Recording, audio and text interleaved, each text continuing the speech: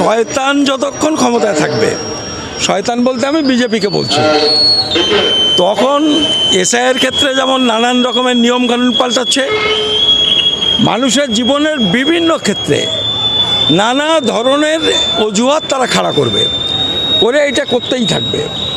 ফলে এসআইয়ের বিরুদ্ধে লড়াই, সে মুসলিমদের ওয়াকফ বলুন বা ওবিসি মুভমেন্টের কথা বলুন, হিন্দুদের যে নাগরিকত্বের আন্দোলন বলুন, এ সব কিছুর সাথে যেটাকে কেন্দ্রীয় বিষয় করতে হবে সেটা হচ্ছে বিজেপিকে ক্ষমতা থেকে হটাতে হবে। এইটা যদি না করা যায়, ওই যে সেই নোটবন্দি থেকে যে হয়রানি এরা শুরু করেছে, এটাই ওরা করতে থাকবে। নির্বাচন কমিশন পাগল হয়ে গেছে আসলে, বলছে নির্বাচন কমিশন পাগল হয়ে গেছে। আসলে নির্বাচন কমিশন বকলমে বিজেপি সরকার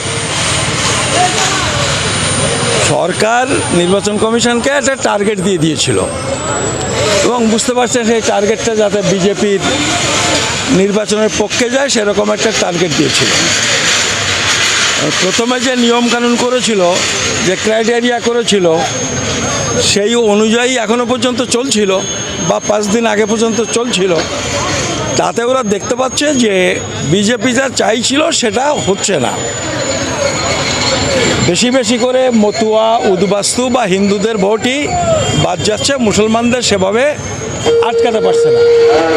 ফলে এখন মুসলমানদের আটকাবার জন্যে কোথায় নামের ভুল, কোথায় মোহাম্মদ আছে বা নেই, কোথাও এসকে বা শেখ আছে বা নেই, এইরকম করে মুসলমানদের পেছনে এখন লেগেছে যাতে মুসলমানদের একটা ভালো অংশকে অন্তত 26-এর নির্বাচনের ক্ষেত্রে ভোটার তালিকার বাইরে রাখা যায়, যাতে যতটা বিজেপির ভোট, হিন্দু ভোট বাদ যাবে, মানে হিন্দুদের মধ্যে যারা বিজেপিকে ভোট দেয় তার সাথে ব্যালেন্স করা যায়।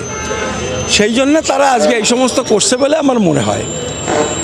এখন দেখুন, বিষয়টা হচ্ছে শয়তান যতক্ষণ ক্ষমতায় থাকবে, শয়তান বলতে আমি বিজেপিকে বলছি, তখন এসআইয়ের ক্ষেত্রে যেমন নানান রকমের নিয়মকানুন পাল্টাচ্ছে, মানুষের জীবনের বিভিন্ন ক্ষেত্রে নানা ধরনের অজুহাত তারা খাড়া করবে, করে এটা করতেই থাকবে।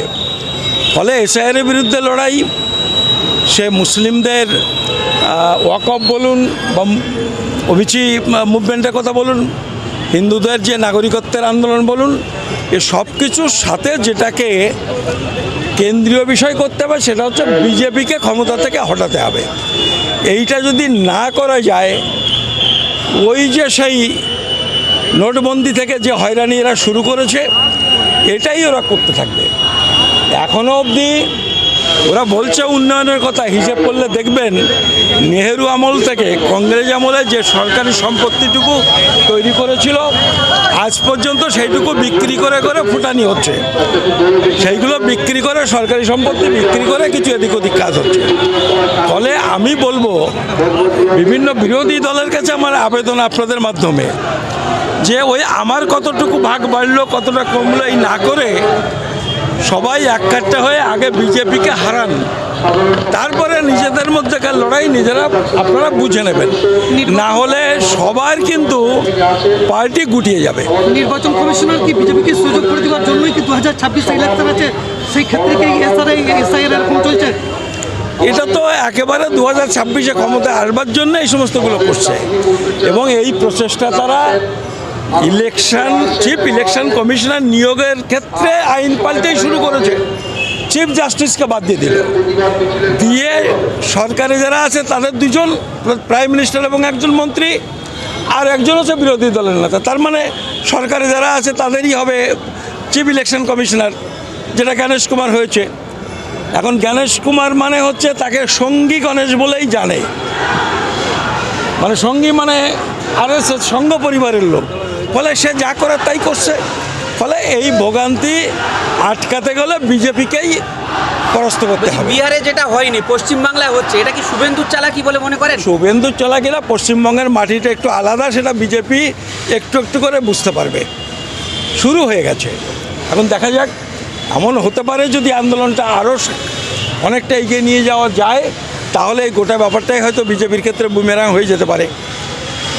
লাভের জন্য যেটা করতে চেয়েছিল সেইটা হয়তো তাদের পথে বসিয়ে দেবে। দেখা যাক।